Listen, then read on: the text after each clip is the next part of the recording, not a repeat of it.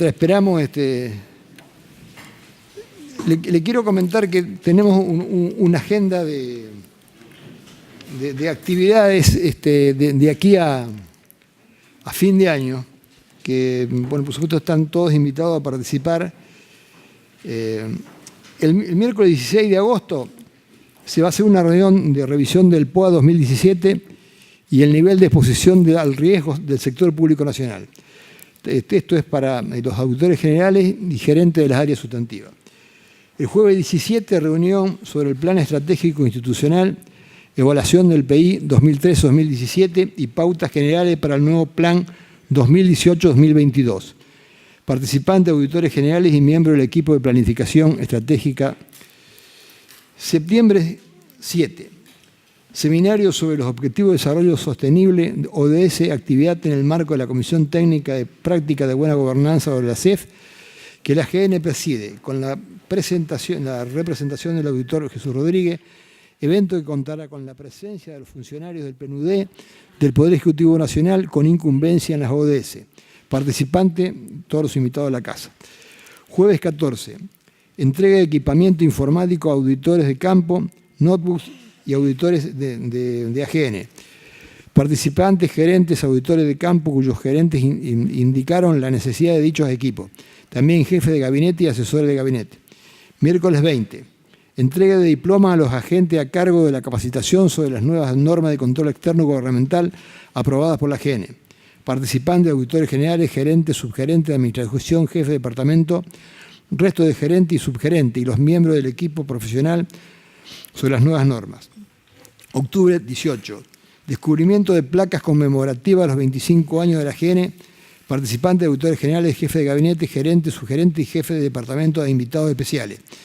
Noviembre 29. Presentación oficial del nuevo Plan Estratégico Institucional 2018-2022. Participantes, auditores generales, jefe de gabinete, gerente, subgerente, jefe de departamento, personal de la casa e invitados especiales. Y además, el miércoles 16 vienen a la casa 100 chicos de la universidad, de la materia de administración financiera, como lo hacen habitualmente. Están los señores auditores especialmente invitados a que nos acompañen y puedan dialogar con los alumnos. Sí, mientras tenemos dos videos de auditorías aprobadas.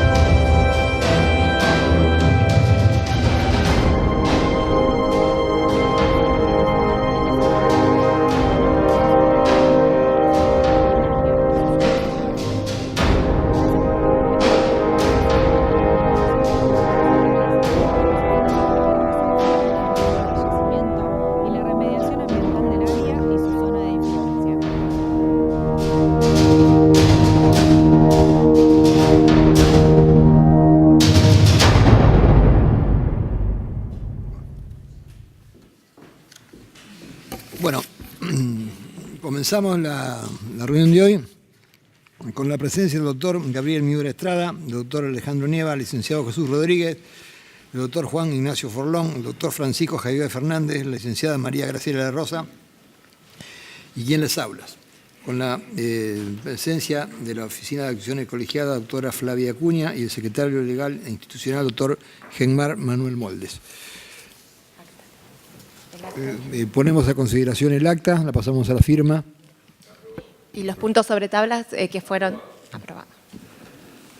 Comenzamos con el punto 2, control externo de cumplimiento y de la gestión gubernamental. En el punto 2.1, un informe de auditoría elaborado por la Gerencia de Control de Entes Reguladores y Empresas Prestadoras de Servicios Públicos en el ámbito de la Dirección Nacional de Vialidad y el órgano de control de las concesiones viales, con el objeto de verificar el cumplimiento de las obligaciones contractuales y evaluar la gestión de control de los organismos involucrados en el corredor vial número 18. Doctor Miura. Gracias, presidente. Bueno, el informe que vamos a tratar se refiere, como decía recién la secretaria, al corredor 18. El corredor 18 está integrado por un tramo de la ruta 12 y otro tramo de la ruta 14. Involucra 677 kilómetros de extensión que van desde la ciudad de Zárate, en la provincia de Buenos Aires, hasta Paso de los Libres, en la provincia de Corrientes, y vincula los principales pasos viales fronterizos con nuestros socios del Mercosur, con Uruguay y Brasil, los puentes de Gualeguaychú, Fray Bentos, Colón, Paysandú, Concordia, Salto y Paso de los Libres, Uruguayana. Se trata entonces de una vía fundamental para el intercambio de mercaderías, para el comercio intra-Mercosur y para el transporte de cargas y de personas. El corredor se encuentra concesionado a la explotación privada desde el año 1990. Lo explota desde entonces como concesionaria Caminos del Río Uruguay. Y el órgano de control en el periodo que vamos a auditar es la Dirección Nacional de Vialidad a través del OCOVI.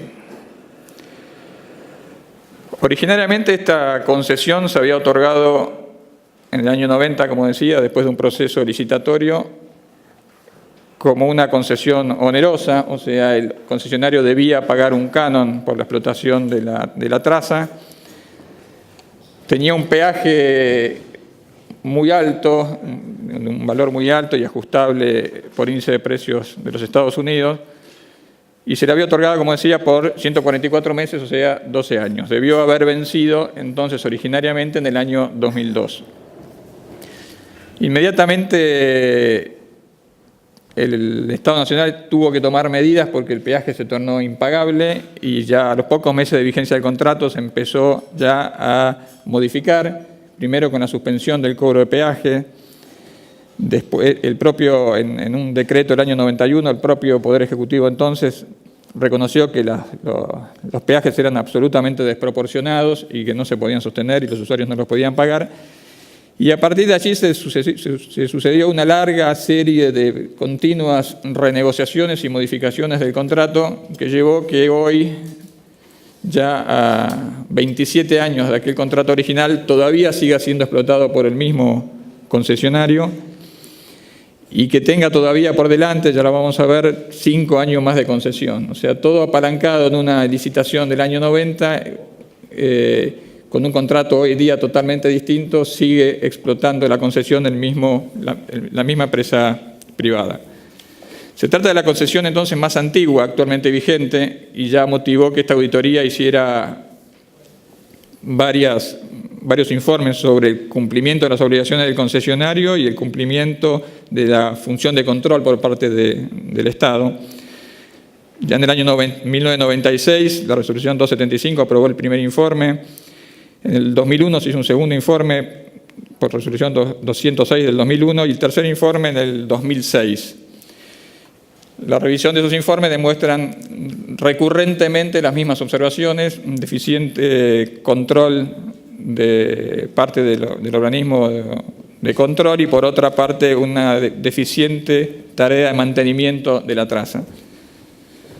Hay otro informe como antecedente importante también que no refiere particularmente al corredor 18 en su integración original, sino a sistema de puentes y viaductos que une las ciudades de Rosario y Victoria en la provincia de Entre Ríos, aprobado el año 2004, que después, como veremos, termina siendo esta concesión anexada y ampliada a la concesión que explota el concesionario del Corredor 18, otorgándole también la explotación de este sistema de enlace físico entre las ciudades de, como decía, de Rosario y Victoria, que están totalmente desvinculadas de la concesión, porque es un sistema de puentes que atraviesa el río Paraná y el Corredor 18 transita toda la margen oeste del río Uruguay. Pero en este informe de auditoría ya también esta casa había observado deficiencias en el cumplimiento de esa concesión, me refiero a la de Rosario Victoria, que después terminó siendo rescindida por culpa del concesionario. El objeto del informe de auditoría, como se leyó recién, fue verificar el cumplimiento de las obligaciones contractuales y evaluar la gestión de control de los organismos involucrados. Las principales obligaciones del concesionario en la configuración del contrato que involucra el periodo auditado, porque como dije, fue reiteradamente modificado. Las principales obligaciones eran el mantenimiento de la traza, o sea, las operaciones sobre la calzada que permitieran mantener un determinado nivel de servicio definido en base a dos parámetros que se establecieron en el contrato, el índice de estado y el índice de servicialidad presente. Y el órgano de control debía auditar que esos dos coeficientes se mantuvieran en los umbrales previstos en el contrato de acuerdo a un cronograma que iría supuestamente mejorando la calidad de la traza. Pero la obligación principal y de mayor peso económico para el concesionario eran llevar adelante los planes de repavimentación, que son las intervenciones sustanciales sobre las trazas, que merced a estos continuos cambios del contrato, primero debían ser pagados por el concesionario, después fueron suspendidos, lo cual produjo un deterioro importante en la calzada, después pagados en parte por el concesionario y en parte por el Estado, nuevamente suspendidos. La propia Dirección de Vialidad en el año 2012, después de estas postergaciones y suspensiones de los planes de pavimentación, dijeron, y cito textualmente, los pavimentos están diseñados o calculados para los pesos legales. Un aumento del 20% de peso por eje equivale a que un pavimento debería durar 10 años, dure 5. Esto se refiere a la tercera obligación del concesionario, que es el control de cargas. En la renegociación del año 2006 se estableció expresamente que el concesionario debía implementar un sistema de control de peso de carga para evitar que transitaran por la calzada vehículos con exceso de carga que produjeran un deterioro prematuro de la calzada y de esta manera perjudicaran bienes del dominio público como es justamente este corredor. El contrato de concesión preveía que se debían instalar 3 estaciones de control de cargas en Zárate, Yeruá y Piedritas.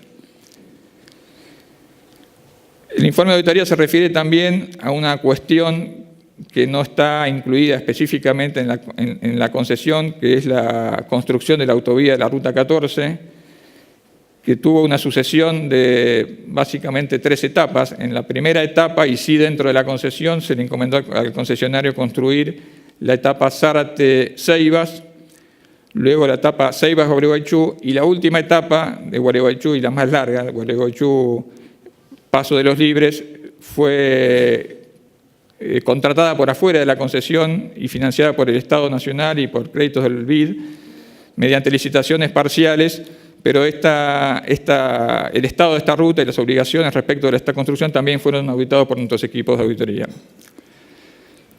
Las observaciones principales que realiza el informe, muchas de ellas son coincidentes, como decía, con los informes precedentes respecto a la obligación de mantenimiento. Sobre todo hay en el informe un relevamiento fotográfico in situ del estado de la traza, detectando ahuellamientos, producto de los excesos de carga, fisuras, descalces de las banquinas, todas cuestiones estas que debían ser atendidas con el plan de mantenimiento y que se detectaron que no se atendían suficientemente. Respecto de la gestión de control, se observa que cuando se le solicitó a Locovi los informes mensuales de inspección que debía hacer respecto de las obligaciones de mantenimiento. El OCOBI no los tenía y lo único que pudo presentar son informes realizados por el concesionario y no por el órgano de control. Se relevaron también el seguimiento de los índices, estos que decíamos, sobre todo el índice de estado de la traza. Se detectó que entre el año 2006 y 2012, sobre todo, hasta que todo ese periodo se suspendieron los planes de repavimentación, se produjo un deterioro muy importante en la calzada. El supervisor del corredor dijo, y está citado en el informe, que el corredor se encuentra en una situación muy complicada, generando problemas de inseguridad para los usuarios. Desde el año 2007 a la fecha no se han realizado obras en la calzada. Y destaca, resulta urgente la intervención de la calzada para frenar el deterioro y mejorar la seguridad. Esa es la situación que el propio supervisor de vialidad detecta del año 2012. A partir de esa fecha se restableció el plan de repavimentación y el informe destaca que se mejoró la situación de la calzada. Parte de la suspensión de los planes se debió a un conflicto con el Lucofin, que debía financiar estas obras, respecto de la imputación del IVA y que Vialidad nunca logró destrabar o nunca destrabó, y eso produjo la paralización de los pagos y de las obras. El informe de auditoría se detiene también respecto de la situación de las tarifas, se reseña todos los antecedentes que decíamos respecto de momentos en los cuales el peaje se suspendió, momentos en los cuales se redeterminó, se redujo y se establecieron distintas formas de ajuste de la tarifa, y observó que entre los años 2013 y 2014 se produjo un incremento del 94% para la categoría 1 y un 81% para la categoría 5. Hay que destacar, sí, que en ese periodo se registraron también las mayores obras que decía que permitieron rescatar un poco el estado de la traza. En el punto 4.4 del informe se hace una observación importante y que dice que el plan económico financiero actualizado por el OCOBI para el seguimiento del contrato no refleja los verdaderos ingresos ni egresos operados en la concesión. Esto es muy importante porque en un contrato que está sometido permanentemente a revisiones, modificaciones y renegociaciones, que el OCOBI no trabaje con el verdadero plan económico financiero, sino con el plan económico financiero de la oferta, implica que hayan cuestiones que no se atienden de manera correcta, y esto aparece también reconocido por el propio OCOBI, que informa a nuestro equipo, y lo cito también textualmente. Dice que la incidencia de las diferencias entre la realidad y lo previsto en el plan económico financiero surgido del acto de acuerdo serán tenidos en cuenta en la instancia de renegociación mencionada en la cláusula quinta. Instancia de renegociación que se inició en el año 2009 y que todavía está abierta. Entonces, esa verdadera compensación entre créditos y costos y ganancias de la empresa hasta hoy están postergadas, dilatadas hacia una renegociación futura que parece que no se sabe cuándo va a llegar y que además complica sobremanera la finalización en algún momento de esta concesión, porque cuando se venza el plazo, si algún día se deja de prorrogar, va a haber que hacer un cierre de cuentas con el concesionario y hay una serie de reclamos pendientes que se vienen arrastrando y postergando para esa instancia. Y eso debilita la posición de la administración al momento de tomar la decisión de postergar la concesión o cerrarla y actualizar todas esas situaciones pendientes. Y esto está señalado por el informe de auditoría que subraya esta situación, que desde la última readecuación del 2006, el informe ha sufrido significativos cambios que han distorsionado sustancialmente los lineamientos originales. Esta situación de renegociación permanente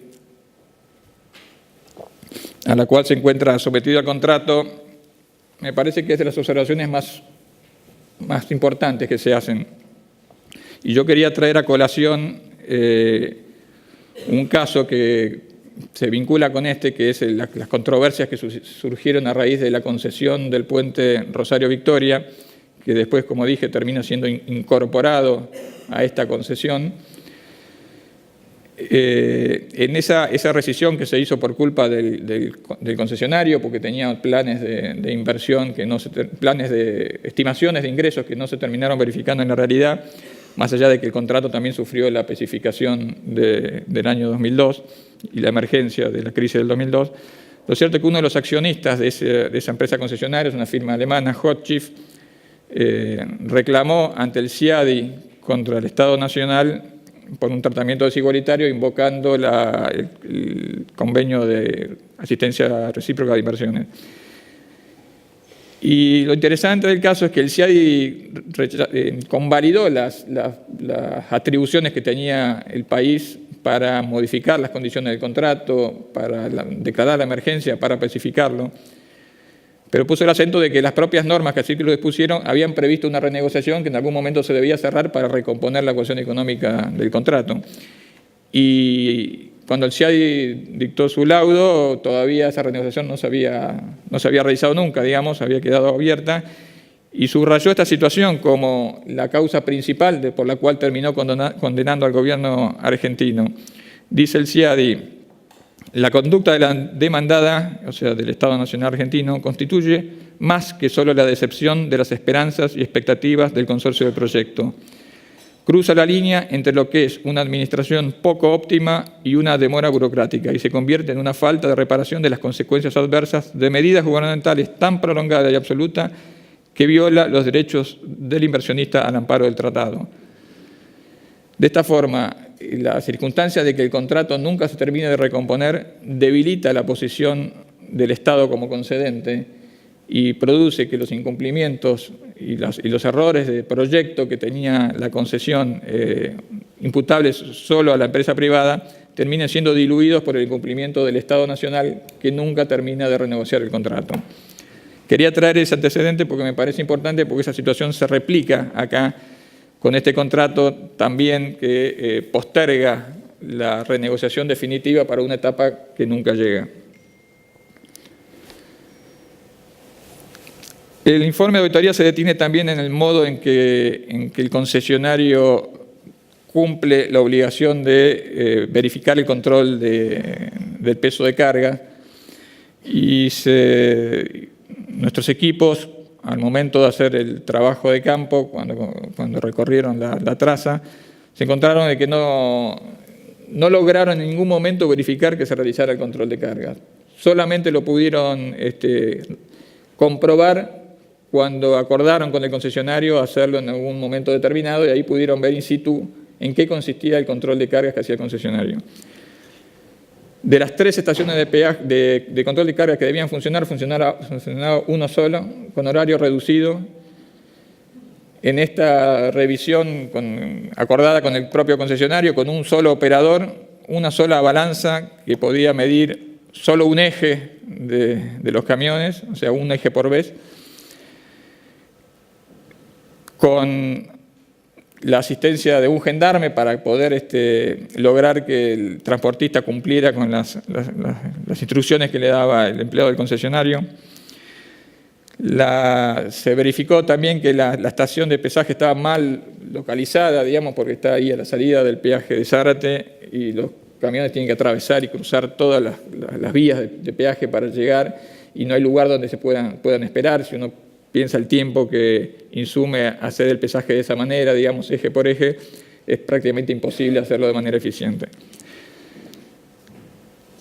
En una de las renegociaciones se estableció que el concesionario podía cobrar del propio transportista un canon, no sería una multa, cuando verificaba el exceso de cargas, pero el propio concesionario reconoció que no exigía el cumplimiento porque se le hacía imposible ejecutar esas multas que aplicaban, con lo cual el control de cargas es prácticamente inexistente y las consecuencias se terminan viendo en la traza con los agüellamientos que detectaron nuestros equipos. Yendo ya a la cuestión de la autovía, como decía, la autovía en el último tramo, Gualeguaychú-Paso de los Libres, fue licitada por afuera de la concesión, dividido en distintos grupos y a distintas empresas que fueron construyendo los distintos tramos de esa autovía, definida como una segunda un segundo tramo que va paralelo al histórico.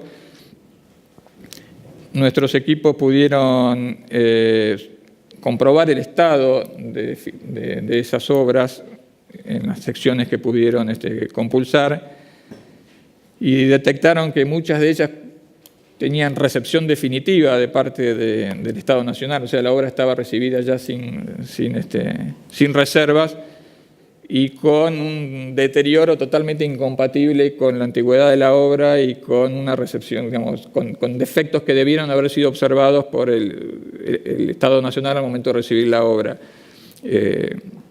Abollamientos, deformaciones, descalces, banquinas no terminadas. Esto introduce un nuevo conflicto porque la última renegociación preveía que una vez que estuviera terminada esta segunda traza de la autopista, se incluiría la concesión del corredor para que el mantenimiento lo hiciera entonces la empresa privada Caminos del Río Uruguay. Lo cierto es que al momento no se hizo esa incorporación todavía y al momento que se haga, cabe presumir que el concesionario no acepte recibir para el mantenimiento de esa traza en esas condiciones, con lo cual, como digo, introduce una nueva posibilidad de conflicto. Finalmente, el informe se detiene en la cuestión de la seguridad vial, más allá de reconocer, sin duda, que la finalización y la realización de esta autovía redujo mucho los fallecimientos por accidentes frontales, lo cual destaca la necesidad de que se sigan haciendo autovías para evitar ese tipo de siniestralidad. Más allá de que, y es lógico, aumentaron las muertes por vuelco, porque también primero aumentó el flujo de tránsito por ser una autovía y además las velocidades, pero también por estos problemas de banquinas y descalces que producen inestabilidades en los vehículos. Pero lo que observó nuestro equipo de auditoría es que el OCOVI no posee una base de datos de accidentes, no tiene ninguna base de datos de accidentes y los registros que se pudieron compulsar son otra vez provistos por el concesionario, que puede tener en muchas oportunidades un conflicto de intereses respecto de la información sobre los accidentes, porque muchos de ellos pueden provenir de justamente de efectos de la construcción o del mantenimiento de la traza.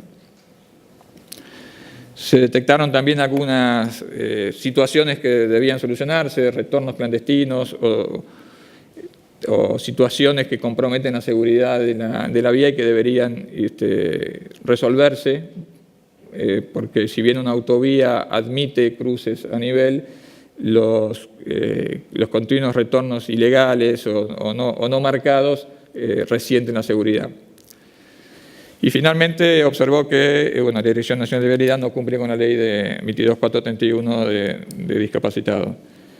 Creo en definitiva que este informe completa los otros 3 anteriores respecto de este corredor y dan una idea bastante acabada de cuál es su situación. Como dije, creo que el principal inconveniente es esta continua modificación de las condiciones del contrato.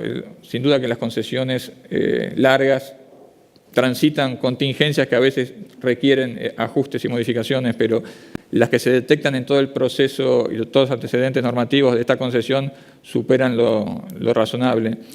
La propia incorporación del sistema de enlace de Rosario Victoria, que no tiene ninguna vinculación física, reitero, no hay un tránsito directo por ahí, sino que es más, es otro de los accesos alternativos a esta concesión y se le termina en la emergencia al quitarle la concesión al concesionario anterior, se termina anexando a la concesión de Caminos Río Uruguay, implementando toda una unidad de negocios distinta, lo cual introduce una nueva modificación en el plan económico financiero que, como vimos, nunca termina de traducirse en un contrato que termine con los conflictos y que transparente los reales ingresos de la concesión y la real tasa interna de retorno de este contrato.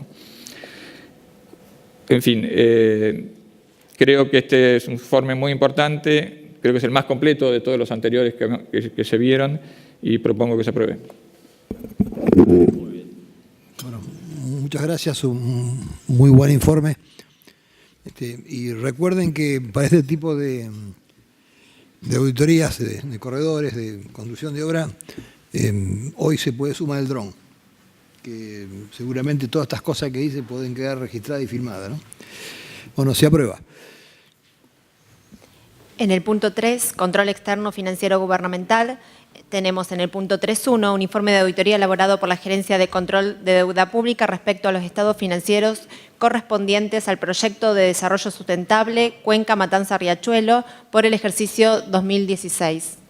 Doctor Fernández. Presidente, propongo que se apruebe y que se mande a la Corte y a los 2 juzgados federales correspondientes, porque es de Cuenca Matanza-Río Riachuelo.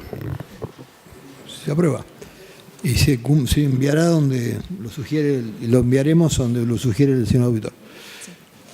En el punto 3.2 tenemos un informe de auditoría elaborado por la Gerencia de Control Financiero del Sector No Financiero sobre los estados contables de Casa de la Moneda, Sociedad del Estado, por el ejercicio finalizado al 31/12 de 2014. Sí, gracias, presidente. Yo voy a proponer que este expediente pase para la próxima sesión, de manera tal de poder tratarlo conjuntamente con la Carta de Control Interno. Continúa el tratamiento. En el punto 3.3 tenemos para conocimiento un informe de revisión limitada elaborado por la Gerencia de Control de la Cuenta de Inversión sobre los estados contables intermedios de la Autoridad Cuenca Matanza-Riachuelo a Cumar al 30 de junio de 2016. Sí, señor presidente. El objeto de auditoría del presente informe es la revisión limitada de los estados contables intermedios de la Autoridad Cuenca Matanza-Riachuelo Cumar, iniciado el 1 de enero de 2016 y finalizado el 30 de junio de 2016. En tal sentido, la auditoría procedió a revisar estado de situación patrimonial, estado de recursos y gastos, estado de evolución de patrimonio neto, estado del flujo de efectivo, notas 1 a 11 y anexos 1 a 7 que forman parte integrante de los mismos. Considerando que el alcance de esta revisión es significativamente menor que el de una auditoría de estados contables, el informe no expresa una opinión de auditoría. No obstante, sobre la base de la revisión limitada concluida el 30 de mayo de 2017, se concluye que nada llamó la atención que hiciera creer que los estados financieros de la Autoridad Cuenca Matanza-Riachuelo correspondientes al periodo de 6 meses, terminado el 30 de junio de 2016, no estén presentados en forma razonable en todos sus aspectos significativos. El informe de revisión pasó por la comisión y es para la toma de conocimiento. Tomamos conocimiento. 4 y 5. Perdón, también a la Corte y a los 2 juzgados federales. Bien. Así se hará. En el punto 6, pasamos directamente al punto 6 porque no tenemos en el 4, en el 5 y en el 4 y el 5 no hay registrado temas.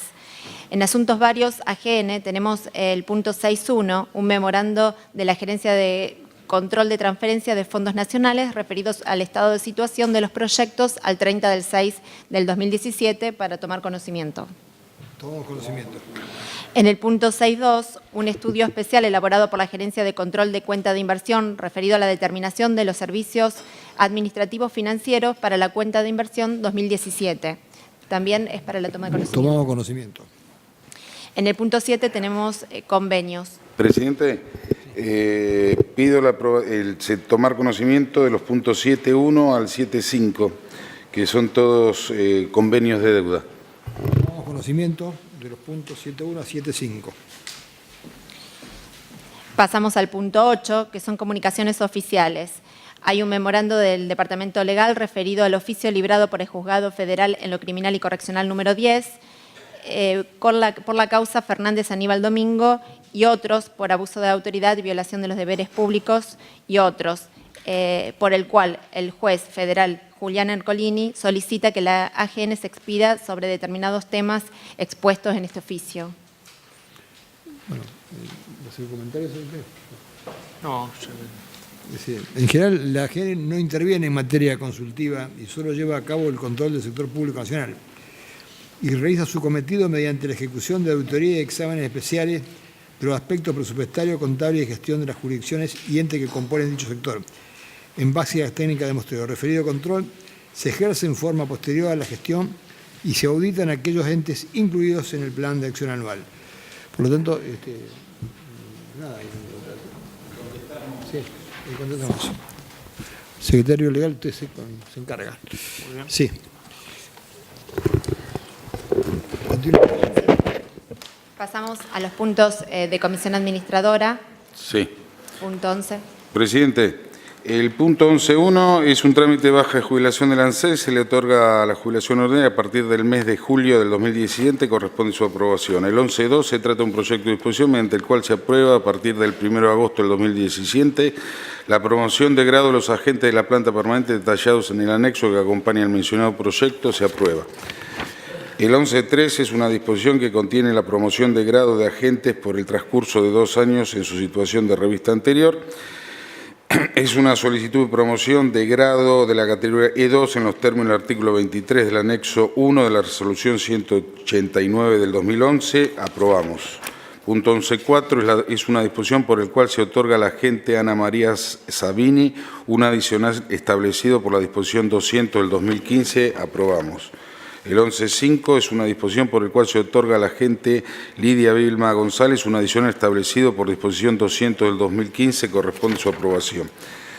El punto 11.6 es una solicitud de licencia especial deportiva del agente Cristian Colombati para participar como árbitro de baloncesto en las sillas de ruedas en la American Cup. La solicitud se encuentra enmarcada en el artículo 42 de la ley tal, corresponde su aprobación. Aprobamos. El 11.7 es una disposición mediante la cual se otorga una licencia sin goce de labores conforme al artículo 31 de la resolución 137 del 2011 a GN para desempeñarse en el cargo de titular de una unidad de auditoría interna en la Lotería de la Ciudad de Buenos Aires. Corresponde su aprobación. Aprobamos. El 11.8 es un reclamo por no haber sido recategorizado. Se dictamina que corresponde rechazar el reclamo interpuesto. Se procedió a la firma de la exposición por parte de la Comisión Administradora. Corresponde tomar conocimiento. Tomamos conocimiento. 11.9 es un concurso cerrado de antecedente y oposición para la cobertura de 3 vacantes de la categoría D. Planta permanente del control financiero de empresas y sociedades del Estado, dependiente de la gerencia del control financiero del sector no financiero. La terna quedó compuesta del siguiente modo: CES Patricia 64.60, Chehuen Ezequiel 64.05, Fischer María Laura 73.80. Corresponde la elaboración de orden, el cual, de acuerdo al puntaje, quedará conformado de la siguiente manera: ya Fischer María Laura 73.80, CES Patricia 64.60 y Chehuen Ezequiel 64.05. Pero son... Para el 3 vacantes, se nombra a los 3, ¿no? Listo, aprobado. 11.10 es un concurso cerrado de antecedente y oposición para la cobertura de una vacante de categoría C de la planta permanente en el Departamento de Control de Órganos Rectores, dependiente de la Gerencia de Control de la Cuenta Inversión. La terna quedó compuesta de la siguiente manera: Bustos María 79,5, Mercado Merced 74, Maero Suparo 60. Se nombra a Bustos María. Aprobamos. 11.1 es una licencia otorgada oportunamente por este colegio para el cargo de auditoría interna en el Ministerio de Hacienda y Finanzas Públicas. La licenciada María Eugenia David Dumutel de Pierrepont. Corresponde su aprobación. Doctora. 12. El punto 12 tenemos un informe de auditoría de gestión ambiental elaborado por la Gerencia de Planificación y Proyectos Especiales en el ámbito del Instituto Nacional de Tecnología Agropecuaria, INTA, un programa de fortalecimiento del Sistema de Innovación Agropecuaria, INTA-BIT. Bueno, este proyecto tiene una limitación en alcance, básicamente fundamentado en el no acceso a determinado tipo de información que, sin duda, en este tipo de auditoría debieran actuar, cosa muy infrecuente en esta casa, 2 equipos de distintas gerencias que complementen el trabajo de ambiental. Las principales observaciones que tiene el informe: el programa auditado estableció en su planificación original 5 componentes con 69 productos esperados que se correspondían con los objetivos principales del INTA. Sin embargo, a partir de los resultados de evaluación de medio término, se reorientaron las inversiones a una cantidad reducida de productos, quedando desactivado el 46% respecto del proyecto original. Respecto de los productos activos, al momento del último informe semestral, se encontraron pendientes solicitando al BID una prórroga estableciéndose como nueva fecha de finalización del programa el 26 de marzo de 2018. Las principales dificultades para la ejecución del programa surgieron de la no recepción de las asignaciones suficientes de crédito presupuestario.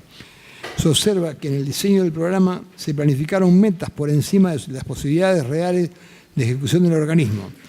El grado de eficacia del programa fue bajo. Se constató que de los 6 laboratorios del listado de obras desarrolladas en el marco del programa, solo 2 cuentan con una evaluación ambiental, que no fueron presentados ante la autoridad local correspondiente. Los estudios de impacto ambiental deben realizarse en forma previa a cada obra, constituyendo una herramienta de planificación ambiental. El responsable ambiental y social fue contratado en el año 2013. Según la documentación analizada, se adjudicaron 15 obras con anterioridad a su nombramiento. La unidad de gestión del programa no asignó entre las tareas establecidas en el contrato del responsable ambiental y social ninguna tarea de control y supervisión de los planes de manejo ambiental y social. Solicito su aprobación. Pasamos al punto 13, que es un informe especial elaborado por la Gerencia de Control de la Cuenta de Inversión sobre el análisis de la ejecución de los créditos presupuestarios correspondientes al primer trimestre de 2017. Doctor Forlán.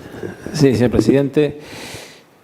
El objeto del presente informe es analizar la información correspondiente a la ejecución de los créditos presupuestarios de la Administración Nacional en el primer trimestre del ejercicio fiscal 2017, así como proveer información seleccionada y debidamente sistematizada. Respecto de los procedimientos para el cumplimiento del objeto del presente análisis, la información que se presenta fue obtenida en su totalidad del Sistema Integrado de Información Financiera del Ministerio de Hacienda y Finanzas Públicas de la Nación. En dicho sistema se exponen los créditos presupuestarios correspondientes a la distribución realizada según ley de presupuesto, el crédito vigente de acuerdo a las modificaciones presupuestarias realizadas por el Poder Ejecutivo y su ejecución durante el primer trimestre de 2017. Asimismo, los datos referidos se presentan considerando las siguientes clasificaciones presupuestarias. Los recursos son expuestos según tipo y clase, los gastos son expuestos por objeto del gasto, por jurisdicción, por finalidad y función, por carácter económico, por jurisdicción y SAF con sus respectivos programas. En este marco, a continuación detallaré los principales aspectos de la ejecución presupuestaria correspondiente al primer trimestre de 2017. Respecto al crédito inicial, el crédito inicial asignado de acuerdo con la Ley de Presupuesto 27341 para el ejercicio fiscal 2017 se incrementó respecto del ejercicio fiscal 2016 un 50,5%. La inflación interanual 2016-2017, según el IPC de la ciudad, fue del 41%, según el IPC del Congreso fue del 43% y según el índice de precios implícitos del INDEC resultó 40,9%. Ello implica un incremento presupuestario real en términos globales en torno del 10%. Esto último ocurre como aporte de mi cuenta, no está en el informe. Sin embargo, se han identificado una serie de funciones que tuvieron recortes presupuestarios en términos nominales y reales, en algunos casos y en términos reales, en otros a propuesta del Poder Ejecutivo Nacional. En tal sentido, se destacan recortes en las funciones que se detallarán a continuación. Función vivienda y urbanismo, correspondiente a la finalidad servicios sociales, tuvo una disminución presupuestaria nominal interanual del orden del 2,2% en tal sentido. El crédito vigente pasó a ser de 30.751 millones en 2016 y 30.082 millones en 2017, siendo de la inflación 2016 41%, indica que el recorte presupuestario en términos reales para esta función fue del 30,6%. La función comercio y turismo y otros servicios tuvo una disminución presupuestaria nominal interanual del 33,3%. Por lo tanto, con la inflación, repito, el 40%, el recorte presupuestario en términos reales de esta función fue en 52,7%. Y esto es lo que digo en términos reales, ese aporte no está en el informe. La función comunicaciones tuvo una disminución presupuestaria nominal interanual del crédito inicial del 10,5%. Recorte presupuestario real del 36,5%. Por otra parte, entre las finalidades y funciones en que se han identificado disminuciones presupuestarias, en términos reales se encuentran en la finalidad servicios sociales. La función ciencia y técnica tuvo una disminución presupuestaria en términos reales del 3,2%. Si bien esta función tuvo un incremento presupuestario interanual en términos nominales del 32,4% del crédito inicial y del 37,8% del crédito vigente, la inflación de 2016 resultó, repito, 41, según las fuentes oficiales. En este marco, la jurisdicción Ministerio de Ciencia y Tecnología e Innovación Productiva tuvo una reducción presupuestaria en términos reales del 14,5%, ya que su crédito vigente se incrementó 26,5% interanual contra una inflación interanual de 41%. Asimismo, el Interior de este ministerio se destacaron caídas nominales interanuales en algunos de sus programas. Los más destacados por sus caídas son los siguientes. El programa 43, formulación e implementación de la política de ciencia y tecnología, tuvo una reducción presupuestaria nominal interanual del 313 millones del crédito vigente, lo que equivale a una reducción interanual nominal del 37,9%.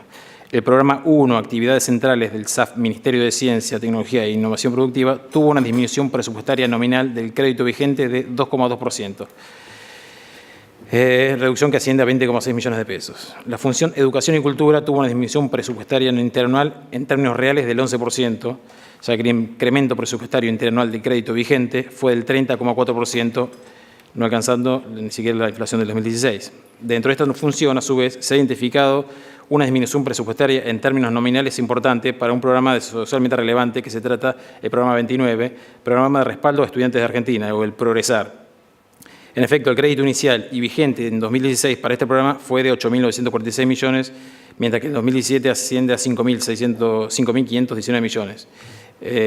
Sufrió una disminución presupuestaria nominal del crédito del 38,3%. La función agua potable y alcantarillado tuvo una caída presupuestaria interanual en términos reales de alrededor del 34%, ya que tuvo un incremento presupuestario nominal de apenas el 7,6%, pasando de un crédito de 17.322 millones a 18.647 millones. Posteriormente, el Poder Ejecutivo durante el primer trimestre de 2017 recortó el crédito de esta función en 28,3 millones, siendo por tanto la variación del crédito vigente para 2017 de apenas 7,5%. La función trabajo tuvo una disminución presupuestaria interanual real del 32%, ya que el presupuesto en términos reales se incrementó 8,5% entre el 2016 y 2017. En cuanto a las modificaciones presupuestarias, con respecto a las modificaciones presupuestarias impulsadas por el Poder Ejecutivo con posterioridad a la sanción de la Ley de Presupuesto, se verificó un incremento presupuestario en el primer trimestre de 2017 que fue del apenas 0,2% del crédito original asignado por la Ley de Presupuesto. Si bien la variación no resulta significativa en términos globales, se evidenciaron modificaciones presupuestarias entre jurisdicciones que implicaron una redistribución de recursos entre las mismas. En este aspecto, se destaca que 16.329,4 millones de pesos fueron desafectados del Ministerio de Energía y Minería. Esa cifra representa el 99,8% de la disminución presupuestaria realizada durante el trimestre, la cual se detrajo fundamentalmente del programa 74, formulación y ejecución de las políticas de energía eléctrica, en particular de la actividad 9, acciones de sustentabilidad, suministro de energía eléctrica, cuyos beneficiarios son CAMESA y del Fideicomiso del Fondo para el Desarrollo de Energías Renovables. Como contraparte, 10.241 millones de pesos, es decir, el 48,8% del incremento presupuestario global, se destinó a la jurisdicción 91, obligaciones a cargo del Tesoro. El 17%, o sea, 3.580 millones, a la jurisdicción 30, Ministerio de Interior y Obras Públicas y Vivienda, y el 10% al Ministerio de Agroindustria y el 9% a la jurisdicción 25, Jefatura de Gabinete de Ministros. Estas tres jurisdicciones recibieron en conjunto el 85,3% del incremento presupuestario total. En el marco de los incrementos realizados a las jurisdicciones señaladas, los principales programas beneficiados con incrementos presupuestarios fueron el programa 19, jurisdicción 25, prensa y difusión de actos de gobierno. Absorbió prácticamente el 100% del incremento presupuestario con destino a jefatura de gabinete de ministros. Asimismo, el programa tuvo un incremento presupuestario equivalente al 93% de su crédito asignado originalmente por la Ley de Presupuesto, recibiendo un incremento presupuestario de 1.985 millones de pesos. Prensa y difusión de actos de gobierno estaba hablando.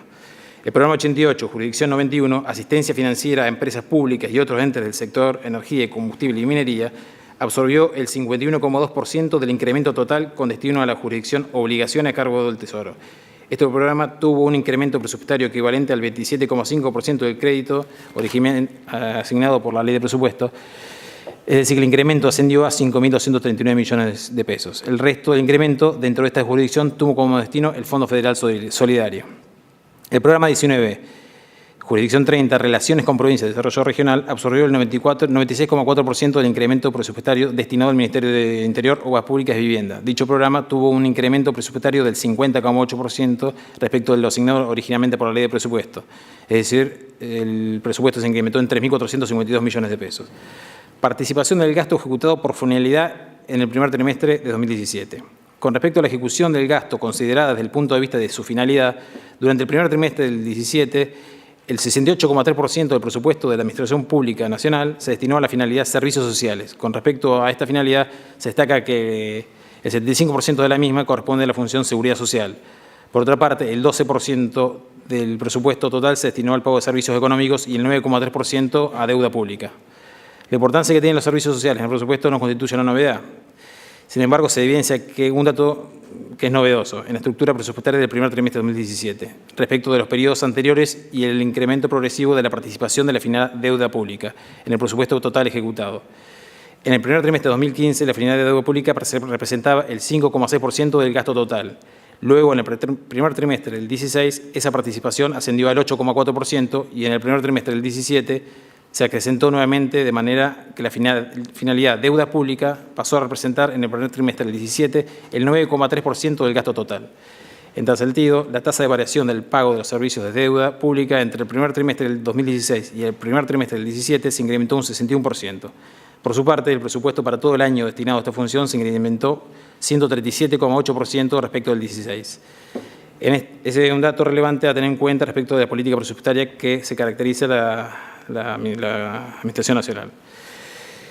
El resto de la finalidad de servicio de defensa y seguridad y administración gubernamental representan una participación estable en el presupuesto si se consideran como punto de comparación los últimos 3 trimestres. Punto, grado de avance de la ejecución presupuestaria.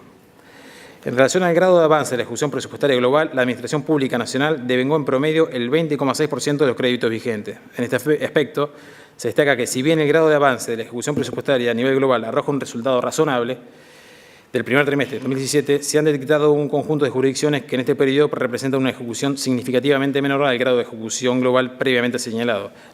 Las jurisdicciones en cuestión son Ministerio de Ambiente y Desarrollo Sustentable, que ejecutó el 10% del crédito vigente, Jefatura de Gabinete de Ministros, que ejecutó el 11,9% del crédito vigente, Ministerio de Energía ejecutó el 13,6%, Ministerio de Comunicaciones ejecutó el 14%, Ministerio de Hacienda y Finanzas ejecutó el 14%, Ministerio de Modernización ejecutó el 14,5%, Obligaciones a cargo del Tesoro ejecutó el 15,7%, Ministerio de Turismo ejecutó el 16%, Ministerio de Producción el 17,1%. El resto de las jurisdicciones conserva un grado de avance de ejecución presupuestaria acorde con el grado de avance presupuestario global. Si se considera el grado de ejecución según la clasificación económica del crédito, se destaca que la inversión real directa se encuentra subejecutada en comparación con el grado de avance de ejecución global del presupuesto, ya que su grado de ejecución ascendió al primer trimestre del 2016 al 15,6%. Por su parte, las transferencias de capital tuvieron una ejecución del 18,4% del crédito vigente. Este grado de avance contrasta con la inversión financiera, cuyo grado de avance en la ejecución alcanzó el 22,8% de su crédito. El resto de los componentes conserva un grado de avance de la ejecución similar al global. Considerando el presupuesto desde el punto de vista de la finalidad administración gubernamental presenta un grado de avance en la ejecución del 15,9%, mientras que los servicios económicos tienen un grado de avance del 18,2% del crédito vigente. Por otra parte, el grado de avance en la ejecución de los servicios en defensa y seguridad resultó del 20,1%, los servicios sociales del 22,1% y los servicios de la deuda pública 18,4%. Finalmente, al considerar el grado de ejecución según la clasificación por objeto del gasto, los bienes de consumo, servicios no personales y bienes de uso presentan un grado de avance en la ejecución del 14,4%, 13,8% y 16,4% respectivamente, lo que refleja una subejecución presupuestaria de estos incisos. El resto, gastos en personal, transferencias, incremento de activos financieros y servicios de deuda, conservar un grado de ejecución cercano al global, que es el 20,6%. Respecto a los programas de relevancia social subejecutados.